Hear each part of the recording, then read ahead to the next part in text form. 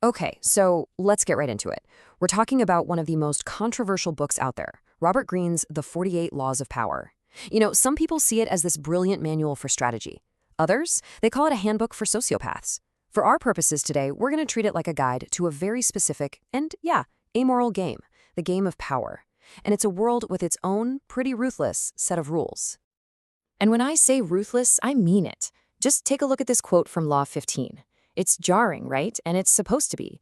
This tells you right off the bat that we are not talking about tips for friendly teamwork. The whole philosophy is cold, it's calculating. So let's be super clear, our goal here isn't to say, go do this. It's to understand the worldview the book represents, this raw, unfiltered look at how power can work. Now, here's what's really fascinating.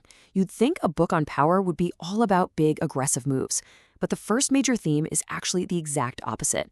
Greene argues that real, lasting power is often found in what you don't do. It's all about restraint, indirect action, and the power of the words you never say. So you can see how these three laws really weave together to create this kind of aura of influence. The whole idea here is if you hide what you're really after, people can't get their defenses up.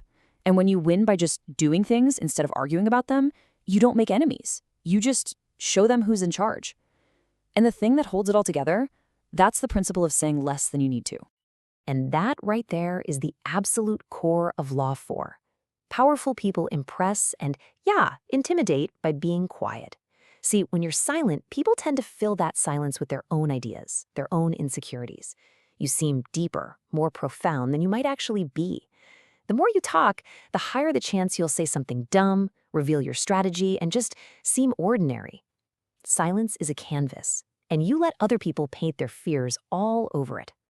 So this whole idea of restraint and mystery, it flows right into the next critical piece of the puzzle, your public image. Because in the world of the 48 laws, how people see you isn't just important, it's everything. Your reputation isn't just a part of the game, it is the game. And this quote from Law 5, well, it gets right to the heart of it. A solid reputation can do all the heavy lifting for you. It can scare off rivals and draw in allies without you even having to do anything. But the moment it slips, you're suddenly vulnerable, with attacks coming from every direction. It's your single most valuable asset, and Greene says you have to protect it obsessively.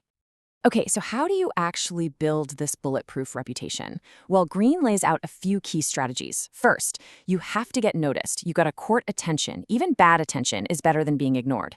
Then, and this is huge, you define your own image. You never let other people label you. You also make your biggest wins look easy, almost effortless, which hides all your hard work and makes you seem like a natural genius.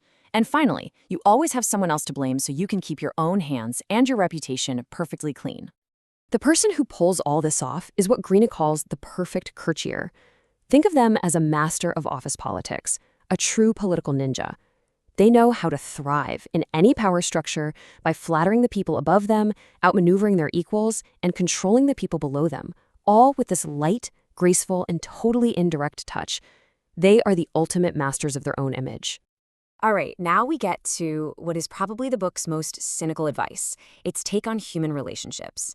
In this world, every single person you know, your friends, your enemies, your coworkers, they're all just potential pieces on a chessboard. They're to be used strategically. I mean, just look at this contrast. On one side, you have all the advice we usually hear about being a good person. On the other side, you have the laws of power. Trust is a weakness. Honesty is just a weapon you use to lower someone's guard. And helping people who are down on their luck, that's seen as a disease that will only drag you down with them. It's like they took the rulebook for human decency and just flipped it completely upside down. So let's unpack Law 2, because it's a wild one. The logic is that friends are dangerous because they know you too well, and they get envious. They might feel entitled to your help and get lazy. A former enemy, though, you hire them, and they have everything to prove. Their loyalty is more reliable because it's based on their own self-interest, not on some flimsy emotion. Ultimately, the entire goal is to make yourself indispensable. Law 11 says that if other people absolutely need you for their own success, for their own well-being, then they can't afford to get rid of you. That dependence is the strongest form of control there is, and it's what keeps you safe and powerful. See, it's not about being liked. It's about being necessary. So we've gone through the art of being subtle, mastering your image, and the cold-hearted math of relationships. We've seen 47 laws that are all about careful planning, building structures, and staying in control.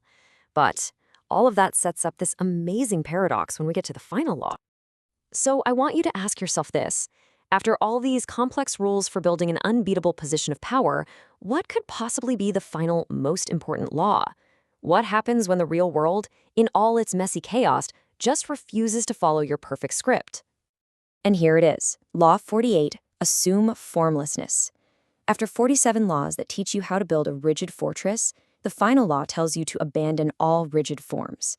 Because a visible plan makes you predictable, and being predictable makes you weak.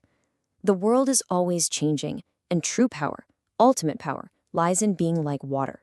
Fluid, adaptable, formless. You can flow around any problem, or you can crash right through it. The greatest power is the power to adapt to anything. So there you have it. That was a quick tour of the cold, strategic universe of the 48 Laws of Power. It's a framework for navigating a world of conflict and competition. But it leaves us with one last really important question to think about. What's the price you pay for living a life like that?